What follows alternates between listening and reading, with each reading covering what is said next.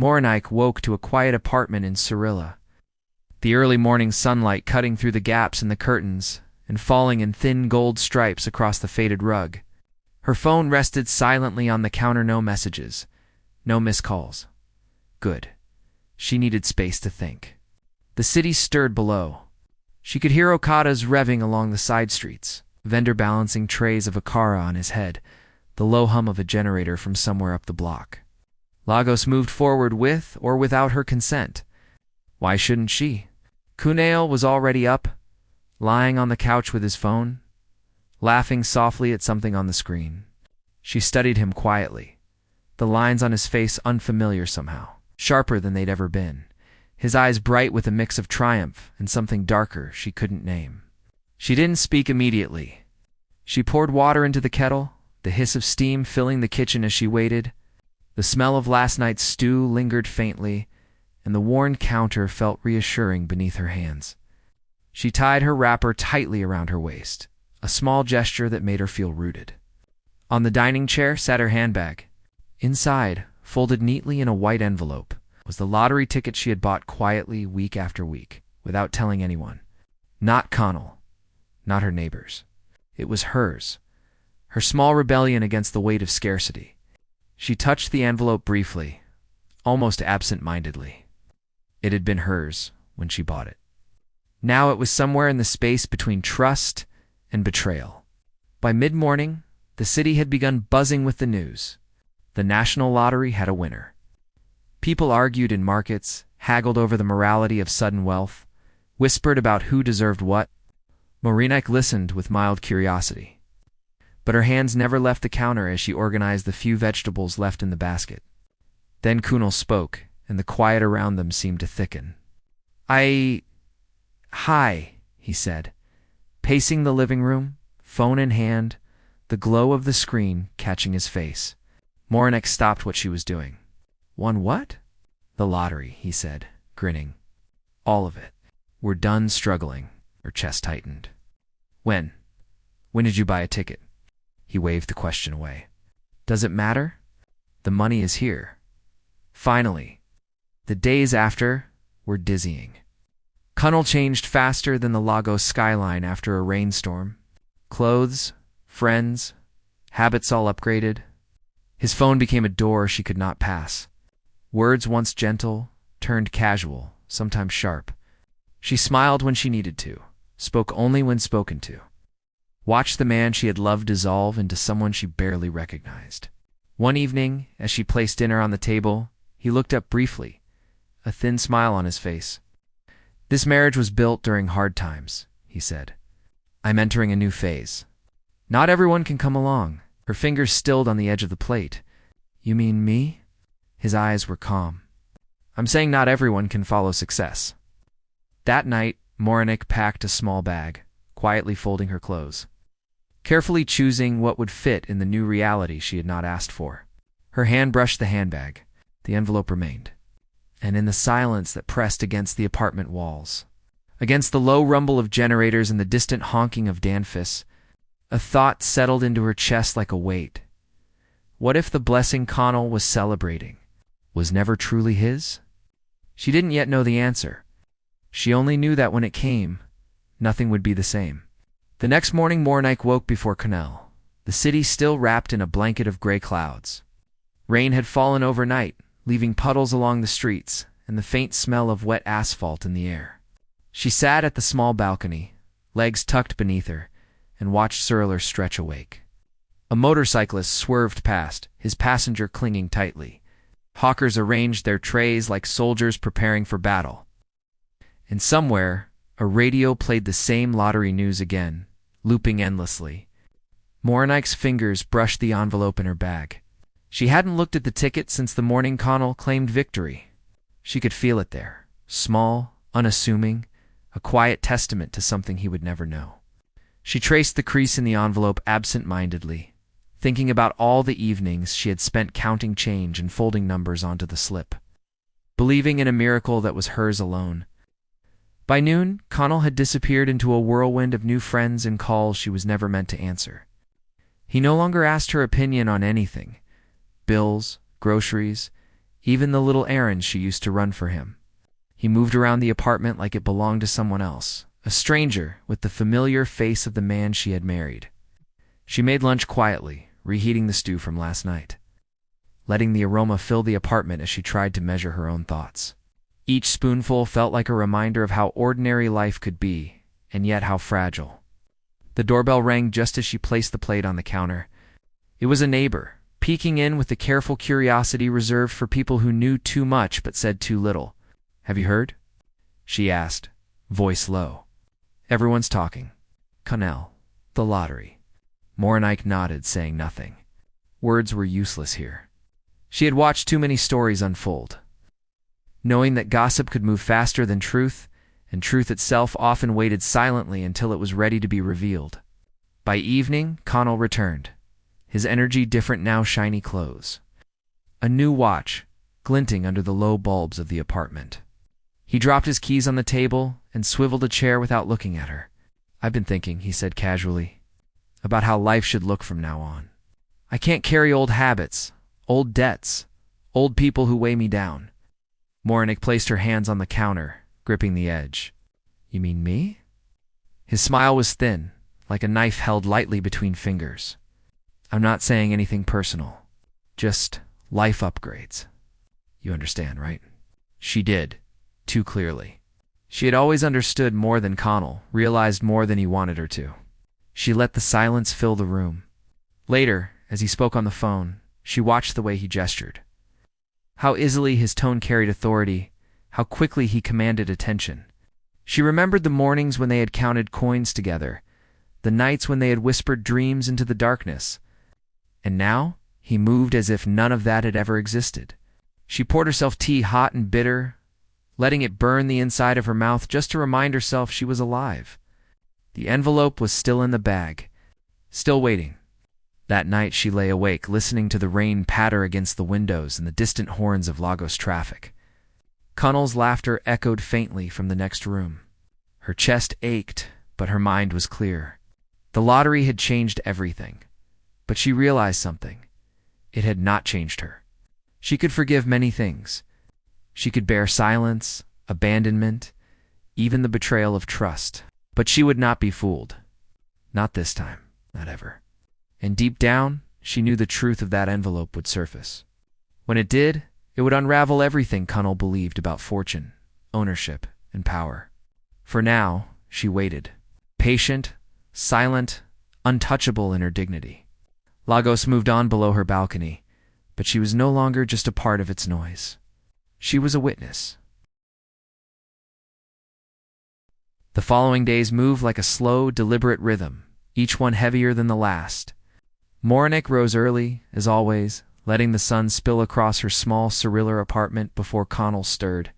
The sounds of Lagos became her companion, the clatter of trays, the distant horns of Danfus, the faint call of a woman selling plantains on the corner.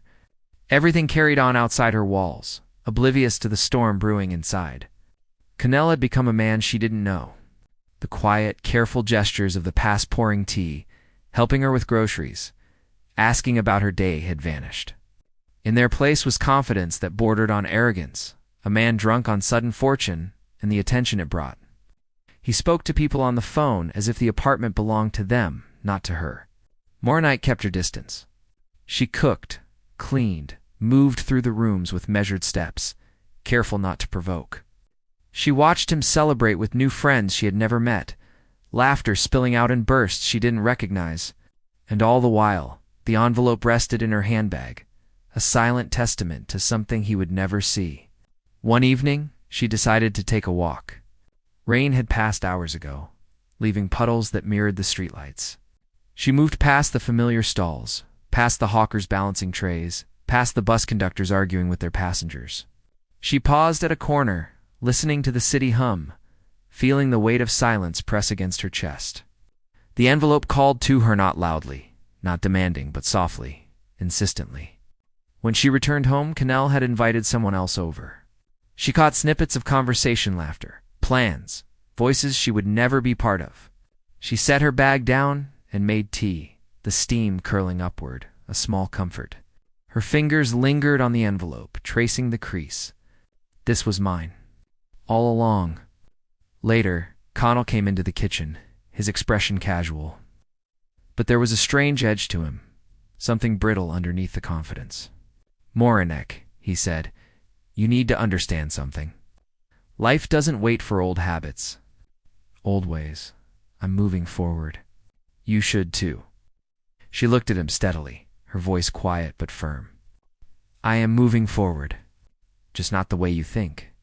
He paused, blinking, as if trying to read her expression, searching for the submission he had assumed would greet him. There was none. Only the quiet dignity that had carried her through years of struggle, long before the lottery had entered their lives. That night she lay awake in the darkened apartment, listening to the sounds of Lagos outside, the low roar of traffic, the occasional shout from a street vendor, the distant music of a radio someone had left on. Her hand rested on her bag, on the envelope, on the quiet proof that her patience, her diligence, and her quiet rebellion had not been in vain. Morenike realized something important then: Kunle's fortune. His sudden power was nothing without the one thing he did not have: her recognition of it. And when the truth of that ticket finally came to light, it would not be with anger or shouting or vindictive revenge. It would be calm. It would be deliberate. And she would be ready. For now, she slept lightly, the city breathing all around her. Carrying on without care for the lives inside the apartment, Kunle might have thought he had won everything. But she knew a quiet storm was gathering, and the wind always finds a way to the center of a house. The weeks passed like a slow tide. Lagos thrummed outside the apartment, tocadas zigzagging through potholes, street vendors shouting prices over each other, children chasing one another along the sidewalks. Morenike moved through it all with a quiet precision, noting details Kunle no longer saw: the cracked pane on the balcony railing, the way sunlight hit the kitchen counter in the late afternoon, the faint smell of fried yam drifting from the street below. Kunle had begun to speak less at home. When he did, it was always with an edge she hadn't known he could carry. Clipped, impatient, self-absorbed. He laughed loudly on calls, inviting friends over to marvel at the apartment. It's the new furniture, the sudden wealth that had transformed him. He never asked about her day. He never noticed the small victories she still carved out, quietly preparing meals, making sure bills were paid, handling errands he no longer touched. One evening, she found him on the balcony, phone in hand, staring at the city as if he had finally claimed it. He didn't notice her at first. She leaned against the doorway, arms crossed, watching. He spoke aloud, as though someone on the line could hear him. "This is just the beginning. No distractions. Nothing holding me back." Morenike's lips pressed together. She could feel a cold weight in her chest. The words were simple, but their meaning was sharp. Nothing holding me back? Not his debts. Not his old struggles. Not her. She made herself a cup of tea, the steam rising between them, a soft barrier. She drank slowly, tasting the bitterness and letting it settle in her chest. She did not confront him, not yet. The envelope hidden carefully in her bag seemed heavier now. She could feel it pressing against her fingers when she adjusted the strap. Later, Kunle sat at the table, talking about plans, investments, parties, travel, prestige. Morenike watched the way his excitement built, the way he brushed aside the ordinary life they had shared, the quiet evenings, the struggles, the laughter of small private victories. His eyes were bright, but they were no longer for her. She finally spoke, her voice calm, deliberate. "Kunle, all this wealth, does it make you happy?" He paused, flicking his gaze to her. A small frown, almost imperceptible. "Happiness. It's a tool, Morenike. You can't understand until you've had it. You're still thinking small." She leaned back, silent. Small? Perhaps he was right. She had thought small, but she had also thought carefully, had measured risk, had held on to what mattered quietly, without fanfare. That night she went to her bag. The envelope rested there, waiting. She ran her fingers over it.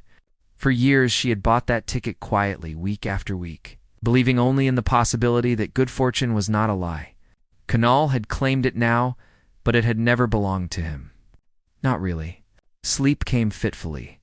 Outside, Lagos was alive with noise and promise. A city indifferent to the heartbreak and betrayal happening inside one small apartment. She turned onto her side, hands resting lightly on the envelope. She felt a small, growing certainty. When the truth came, it would not be loud. It would not be violent. It would be precise. And it would be hers. Morenike closed her eyes, the weight of patience and knowledge heavy but steady. Kunle may have believed he had everything, but he had forgotten one crucial detail. Some victories are earned quietly, are unseen, and cannot be stolen without consequence. Morenike woke that morning to the relentless Lagos sun streaming through the apartment windows, cutting gold lines across the cracked tile floor. The city outside had already begun its symphony, Okadas weaving dangerously through traffic, street hawkers calling out prices over the roar of engines, the faint sizzle of suya from the corner stand blending with the drone of generators. For a moment she closed her eyes and let the sounds wash over her, breathing in the familiar chaos. Kunle was in the living room, already on a call. She caught snippets. Laughter, plans, names of people she did not know. The tone in his voice was triumphant, careless, full of the kind of confidence that made people listen or bow. She took a deep breath, pouring herself tea in silence.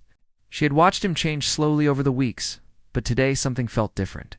Today, she could sense the crack beneath the surface, the tension he was trying to hide behind his new life. She carried the envelope carefully in her bag, as though holding a fragile secret that could tip everything over.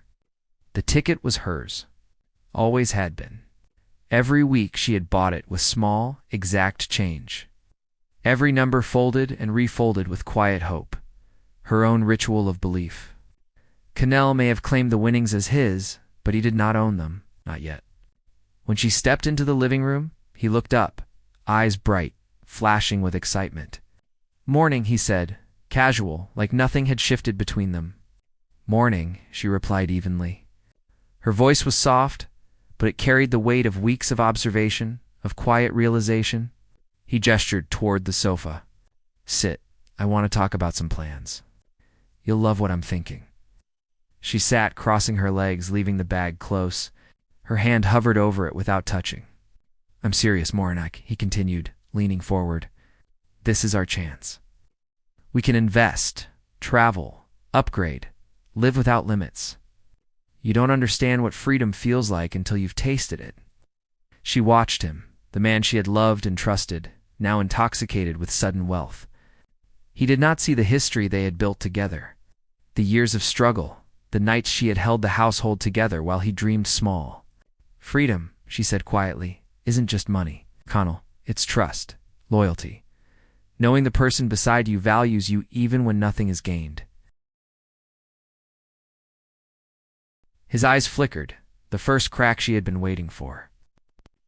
"I don't know what you're saying." "I'm saying," she leaned back slightly, measuring her words, "that while you've been celebrating, you forgot one thing. One small thing. One quiet act that actually made this possible." Kunle frowned. "I don't follow." Her fingers brushed the envelope subtly. "This," she said softly. "This ticket, the one you think is yours." He laughed nervously, shrugging. "Come on, I bought it. I scratched it. Won. That's the way it works." Morenike's smile was calm, deliberate. Not vindictive, not weak, not triumphant. Just steady. "You've been celebrating what you thought was luck, without realizing the hands that guided it. The numbers were never random. They were mine. Every week, carefully chosen, folded with hope. Hidden, yours was just the claim." He stared at her. The room seemed to shrink around them. For the first time, his laughter died. The confidence that had filled the apartment for weeks faltered, replaced with something thinner, sharper. Fear. You're serious?" His voice wavered. "I've been serious from the beginning," she said, leaning forward, eyes steady. "And you, drunk on your winnings, forgot what matters. Not just the money, but respect, honesty, partnership. You could have asked. You could have shared. But instead you took, celebrated, and ignored. And now." She let the pause stretch, the quiet cutting deeper than any argument could. Now you have to understand that some victories cannot be stolen without consequence. Kunle's hands trembled slightly. His eyes darted around the apartment, as if searching for support, for a way out, for the old version of the life he could no longer claim. Morenike sipped her tea, calm, deliberate, her presence a quiet anchor. Outside, Lagos moved on. The hum of the city, the distant honking of buses, the clatter of street vendors, it all continued without pause, indifferent to the private reckoning happening inside a small apartment. But inside, everything had shifted. Kunle's fortune, once a gleaming trophy, now seemed fragile, hollow, temporary. Morenike's hand finally rested on the envelope. She did not open it, not yet. She let him sit with the truth she had quietly carried. She let him understand, without a single raised voice, that what he had celebrated as luck had always been hers. And for the first time in weeks, she felt lighter. Not victorious, not cruel, just free. The night settled around the apartment. Outside, neon lights flickered along the streets, reflecting in puddles left by an earlier rain. Morenike could hear distant laughter, distant life. And she knew that the storm had only just begun, but this time, she would weather it on her terms. That evening, Lagos glowed under the last light of the sun. The streets shimmered wet after a brief shower, reflecting neon signs and the headlights of vehicles that moved like silver fish in the rivers of traffic. Morenike stood at the balcony, the envelope resting in her hand. The weight of it was familiar now, a quiet power she had carried in silence for weeks. Kunle entered the apartment, suit pressed, shoes polished, carrying the careless arrogance of a man who believed he had conquered the world. His smile faltered when he saw her calm stance, the way the city light caught her profile, casting sharp lines on her face. "Evening," he said, hesitant, as if testing the air. "Evening," she replied evenly, folding her arms, her voice steady. No tremor, no pleading, just presence. He glanced at the envelope in her hand, brow furrowing. "What's that?" She held it up gently, letting it catch the light. "This, your so-called ticket, the one you've been celebrating as if the world owed you something. It's mine." He laughed nervously, shifting on his feet. "Come on, I bought it. I scratched it. I won. That's how it works, isn't it?" Her eyes were sharp, unwavering. "You claim victory for what you never earned, Kunle. I bought this ticket. I chose the numbers. Every week, I saved, I hoped, I believed, and you. You took it, celebrated it, and forgot the person who made it possible." His face paled slightly. I didn't know. "You chose not to ask," she said quietly. "You celebrated without understanding, without care, without honesty. And now you see, I have been silent for weeks, but I knew. I knew exactly what you were doing, and I let it happen because I wanted to see if you would remember loyalty. If you would remember us, but you didn't." Kunle sank into the sofa, hands pressed to his face. I thought it was mine. I never imagined." Morenike stepped closer, holding the envelope out. "It was never yours to claim. Not truly. You celebrated with what you did not earn, and in doing so, you revealed who you are when fortune favors you. I have nothing left to give to a man who takes without asking, without valuing the quiet work behind what he sees as luck." He looked up at her, eyes filled with disbelief, regret, shame, a storm of emotion she had long anticipated. "Morenike, I'm sorry. I didn't know. I swear." She shook her head, a sad, deliberate motion. "Apologies cannot undo weeks of betrayal. Kunle, but I will forgive not because you deserve it, but because I deserve peace. This ends now. You keep your claim. I reclaim my dignity, my life, my choices. In this," she pressed the envelope to her chest briefly, "remains a reminder that what is earned quietly, with patience and honesty, carries more weight than any fortune taken without care." Kunle said nothing. The apartment felt heavy with the gravity of the moment. Outside, Lagos roared on, indifferent, carrying the noise of lives that mattered and lives that didn't. Morenike turned away from him, walking toward the balcony. The city spread beneath her, a labyrinth of opportunity and chaos, of struggle and resilience. She exhaled deeply, letting the tension dissolve from her shoulders. For the first time in weeks, she felt light, untethered, free. She thought of all the mornings she had woken to the hum of generators, the cries of street vendors, the endless shuffle of coins for bus fare. She thought of the evenings she had spent in quiet work, in hope, in patience, believing in the possibility of a small personal miracle. And now it had come not as she imagined, perhaps, but as she had earned, quietly, deliberately, and fully hers. Kunle remained in the apartment, the weight of what he had taken pressing on him, but she no longer cared. She stepped onto the balcony fully, the wind catching her wrapper, and stared at the horizon. Neon lights blinked across the streets. Okada swerved past. The distant calls of vendors mingled with the city's pulse. Lagos was alive, relentless, unapologetic. And so was she. That night, she packed a small bag, leaving the envelope behind as a symbol rather than a tool. She left the apartment with the quiet certainty of someone who had seen betrayal, faced it, and stepped beyond it. The streets embraced her footsteps as she walked toward independence, toward life she had quietly carved for herself long before the lottery had appeared. Morenike's story did not end in anger nor in dramatic confrontation. It ended in clarity, in dignity, in quiet reclamation of what was always hers. She had survived greed, betrayal, and sudden fortune, not as a victim, but as the owner of her own story. And in that moment, standing barefoot on the warm Lagos pavement, she realized something rare. The greatest wealth in life was never numbers on a ticket. It was self-respect, resilience, and the power to walk away from everything that tried to define her worth. The city hummed around her. Morenike smiled. She was whole.